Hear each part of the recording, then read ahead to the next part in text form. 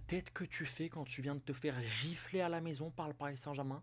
Victoire 3-0 du PSG de Luis Enrique face à un pauvre Liam Rossignol. Plus d'idées, il peut que se ronger les ongles.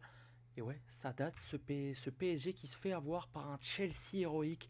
Voilà comment j'avais titré, miniaturé cette vidéo, comment Chelsea a détruit le PSG. Sauf que c'était il y a 8 mois et il y avait Enzo Maresca. Entre temps, l'équipe a été métamorphosée et surtout la tête pensante a changé. Pour de bonnes raisons, pas sûr. Le projet Bluco vient encore de prendre un coup derrière les oreilles. Tu peux dépenser 200, 300, 2 milliards. Si la tactique, si le chef du bateau, le capitaine, il va de droit dans le mur, il va vers un iceberg, bon bah il va pas se passer grand chose. Ouais, ça fait très mal ce qu'a fait le Paris Saint-Germain de Bradley Barcola, 8-2 au cumulé, Paris file le blues à Chelsea. Ça me fait rire parce que je suis le premier à critiquer Bradley Barcola, je suis loin d'être le premier adorateur de son jeu, de son comportement, de son personnage plutôt que comportement, parce il est irréprochable sur un terrain, il fait les efforts, il fait tout ce que tu veux. Le personnage, je suis un peu moins fan, parfois un peu nonchalant. Par contre, sur la double confrontation et notamment sur le match retour, cette nonchalance, elle l'a quitté. Il était content de jouer, de marquer, de donner du plaisir, de diffuser son énergie qui était très bonne. Là, on a retrouvé un Bradley Barcola. En plus d'être un excellent élément, bah, il est devenu finisseur. Et ça, c'est quelque chose qu'on n'avait pas vu venir et que Robert Sanchez n'avait sûrement pas anticipé parce que quand on lui demande qui il aimerait affronter, donnez-nous le PSG qu'on les élimine. Ils n'auront pas l'excuse comme ça cette fois. Évidemment, il fait référence à la finale de Coupe du Monde des clubs. En plus, il avait fait un gros match, je m'en souviens, mais apparemment, on avait tout mis sur le compte de la fatigue de machin. Ok, en fait, t'arrivais juste au bout d'une saison. On avait joué presque 10 000 minutes de plus que Chelsea. C'est colossal parce que, ben, en fait, t'en pouvais plus. Hein. Tes joueurs étaient à bout de force. T'avais gagné 6 titres. Waouh, là mentalement ça devenait dur quand João Neves dégoupille et tire les cheveux de Cucurella, tu comprends que tu vas pas gagner ce match et que l'important est ailleurs. Et ben l'important, il était peut-être de se reconcentrer sur ce match-là parce que le Phoenix Barcola et le réveil géorgien ont tous deux montré pourquoi est-ce qu'ils étaient des joueurs essentiels. Je crois qu'en ce début de saison, les joueurs qu'on attendait le plus offensivement, c'était peut-être Doué, Golden Boy qui a fait une des plus grandes finales de l'histoire de la Ligue des Champions et évidemment Ousmane Dembélé ton ballon d'or. Mais en fait, quand les deux sont soit en dedans, soit pas en forme, soit pas forcément dans le match de leur vie, bah, tu peux compter sur ce Barcola qui a perdu sa nonchalance pour mon plus grand bonheur, pour votre plus grand bonheur, amis parisiens. 9e minute, face à Chelsea au match aller, il est venu décocher ce magnifique but. Bon bah voilà, 14e au match aller, il vient célébrer avec les ultras d'Auteuil et du PSG globalement de la casse au steam. Ça fait plaisir de voir ce Brad bon sur le terrain, excellent au moment de diffuser. C'est rare de le voir comme ça fait du bien. Je pense que ça lui fait du bien. Il était en conférence de presse au match aller et évidemment les questions qui lui revenaient le plus. Comment est-ce que vous faites pour aborder un match après presque 390 jours de disette face au but en Ligue des Champions? C'est des questions qui font mal, ça t'y penses la nuit quand t'es un attaquant. Il avait beau dire qu'il n'y avait aucun problème de confiance, je peine à croire que c'est pas une stat à laquelle il pensait. Par contre, il y a répondu au match aller et de quelle manière? En tentant un tir à la Lavezzi, à la Pocho Lavezzi. Ça, c'est une sorte de demi-volée du gauche que tu fais quand tu es en confiance. Bravo Bradley parce qu'elle était loin d'être facile. Celle-là aussi est très compliquée. Une frappe pure. Le corps est parfaitement orienté. Les bras sont prêts à donner du vent comme un aileron pour donner un peu de puissance à ce ballon. Bon bah là Santos ou n'importe qui ne peut absolument rien faire. Il se contente de prendre son deuxième but de Bradley Barcola en 2 matchs. Bravo Brad, parce qu'en plus d'être bon offensivement, il a encore montré pourquoi est-ce que c'était un élément essentiel. Je vous l'ai dit, j'étais pas le plus grand fan de ce joueur. Par contre, sur le comportement, là-dessus, tu pouvais presque jamais rien lui dire. Quand il était pas bon devant, il faisait les efforts et parfois même tu te disais, mais putain, il est meilleur au moment de faire un retour qu'au moment de pousser le ballon au but, au fond du but ou faire une passe décisive. Bah là, le problème quand il allie les deux, c'est que Jorgensen et tout l'effectif de Chelsea bah, ne peuvent que se dire, ok, bon bah on va pas passer, on va en prendre 8, ça pique. Mais quand il presse 14 fois sur Jorgensen, que ça marche pas 14 fois, eh ben, il y va une 15e fois. Et là, par contre, la 15e fois, c'est la bonne, puisque ça part sur Vishak Kvaratskhelia, puis Vitinha, puis ses buts. Ça, c'est un Bradley Barcola qui est en train d'être encore un peu plus modelé par un Luis Enrique, qui voit les qualités de ce joueur, qui lui fait confiance. ça fait plaisir. Je suis très content de voir ce Barcola en pleine évolution. Je trouve que depuis 4-5 mois, il progresse. C'est pas quelque chose que j'ai forcément soupçonné. Je suis très content et j'espère que ça va continuer. Malheureusement, évidemment, il s'est blessé pour un mois en espérant que dans 3-4 semaines et son retour, il n'ait pas perdu cette dynamique.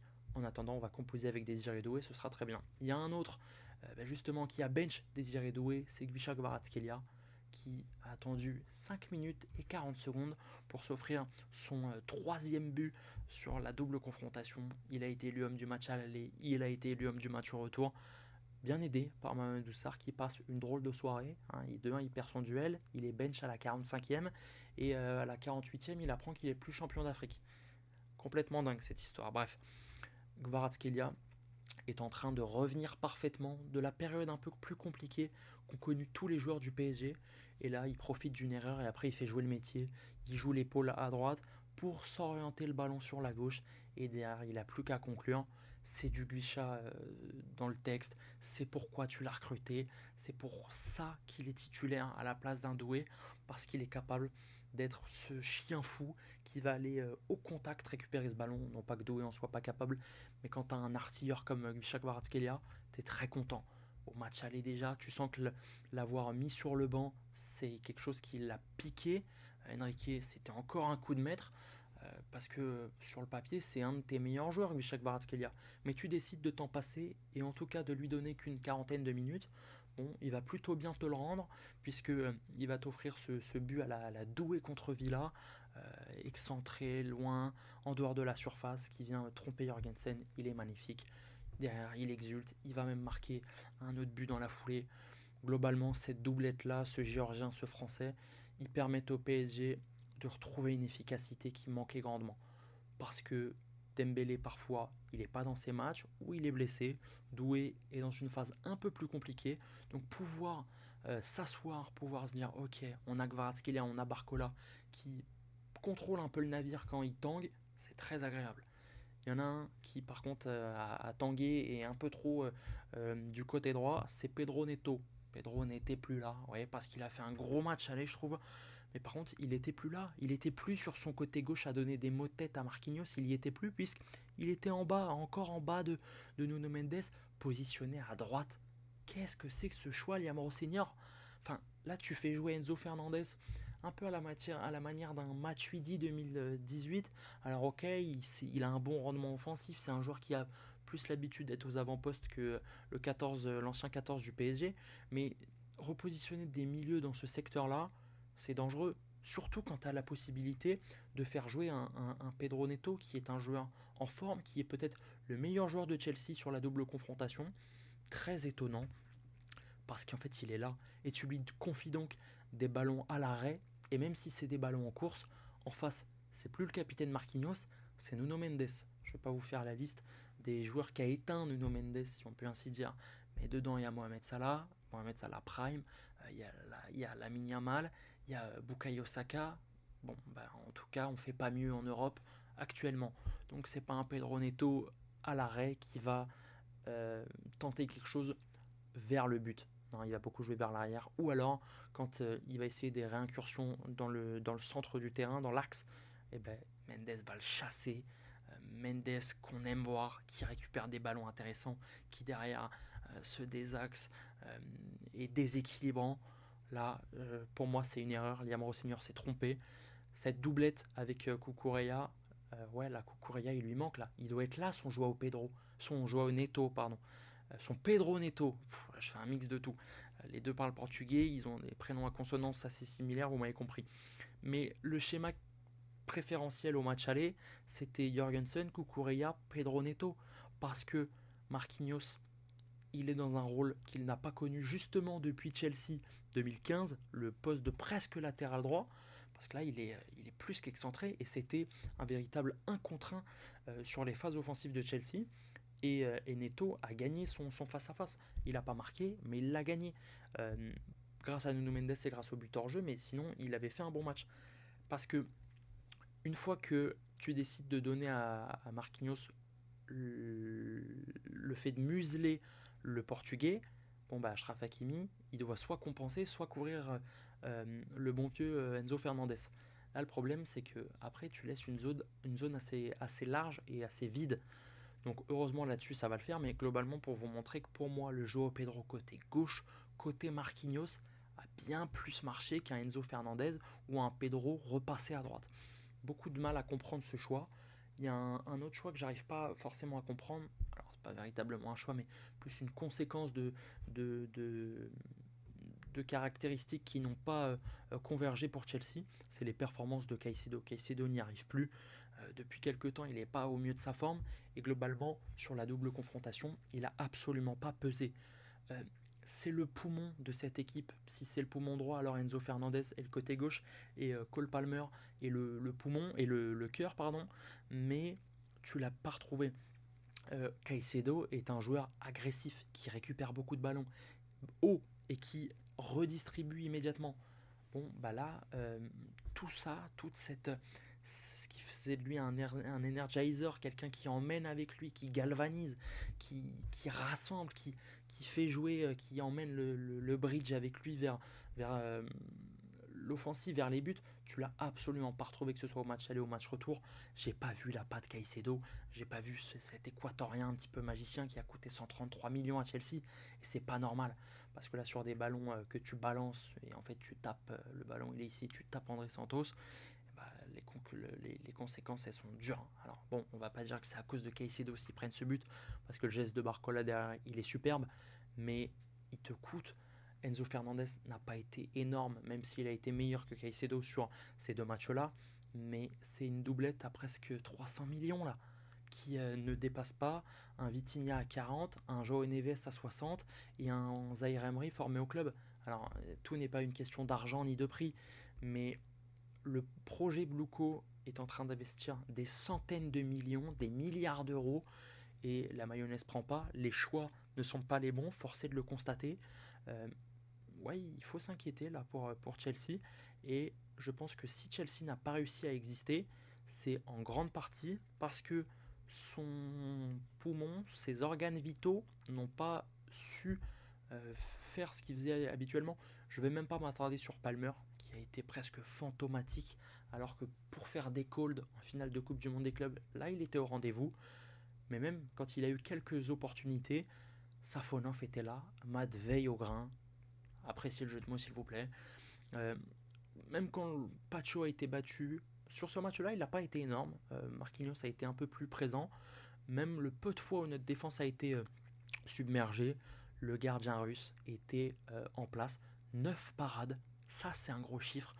C'est énorme. Notamment, voilà, là vous le voyez, Cole Palmer, il est prêt à les célébrer. Sauf que, waouh, la détente, la manière dont il se jette sur ce ballon, Matvei Safonov, superbe. Ça te rassure parce que c'est des arrêts à la Donnarumma, c'est des arrêts qu'il est peut-être pas censé faire tellement ils sont impressionnants après rebond, assez impressionnant ce qu'il était capable de faire dans ce match-là. Bravo, et surtout c'est rassurant parce que le basculement de la saison du PSG, ok il se fait sur le terrain, mais sans la séance de tir au but à Anfield, sans l'arrêt sur Tillmans et sur Konsa au Villa Park, tu sautes, sans l'arrêt sur le long shot enroulé de Saka, peut-être que tu sors, la reprise d'Odegaard, Donnarumma a été XXL, et si tu veux gagner une Ligue des Champions, tu dois avoir un gardien qui fait plus que ce que tu lui demandes. Si tu veux gagner une Ligue des Champions, tu es obligé d'avoir un gardien à 110%. Est-ce que Safonov sera capable d'être au moins à 105-110%? On verra. En attendant, il a été très bon face à Chelsea. C'est très cool. Il y a un seul secteur dans lequel il faudra qu'il fasse un peu mieux, c'est au pied. Ouais, là, il la redonne tout de suite à Cucurella. En plus, Pacho, il couvre absolument toutes les situations de hors-jeu possibles. Donc là, heureusement que bon, il n'y a pas un ballon qui est immédiatement donné et on va assez vite se remettre en place. Il faudra qu'il corrige ça. 2-3 fois, il a offert ça. Je me fais pas trop de soucis. Je pense que c'est un meilleur gardien au pied que Chevalier. Euh, et t'as pas besoin au PSG d'avoir le jeu au pied d'Ederson ou de Raya pour exister. Donnarumma a été le meilleur gardien du monde le temps de 6 mois sur sa ligne et en jouant simple derrière, en la jouant tranquille. Soit je joue court facile, soit j'allonge. Et ils joueront les deuxièmes ballons, ils se débrouilleront. Mais assuré pour pas trop donner ce genre d'opportunité à un Olysée en demi-finale qui va donner à Kane, qui va marquer. Là, il faudra faire attention. Il y en a un autre qui doit faire attention, qui doit passer de sale nuit, même s'il vient d'être convoqué avec l'équipe de France en tant que troisième gardien. C'est le bon Lucas Chevalier. Elle fait un peu de peine sa situation. Il vient pour être numéro 1 de la meilleure équipe du monde.